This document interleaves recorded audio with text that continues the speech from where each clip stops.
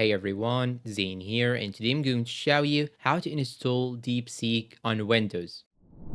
First, you'll have to open your Chrome browser. Then you should search here for DeepSeek AI. Then here it will show you this link right here. You just have to click on it. Then click on Start Now. Then after that, it will ask you to log in with your account. You can simply click on Login with Google. And now once you navigate to this page, you should click on these three dots on the top right corner. Then you'll have to hover over Cost, Save, and Share. Then you should click on Install Page as App. It will show you this message. Just click on Install. And now here you have it as an application, and you can see it down below right here like this. As you can see, you can also pin it to the taskbar by clicking on pin, but here in my case I have pinned it already. Now when you show the desktop icons, you will find it just like so here as a desktop icon, and when I go and close the window right here, it will be just pinned right here. You just have to click on right click, then click on pin if you want to pin it to the taskbar, and if you want to unpin it, just click on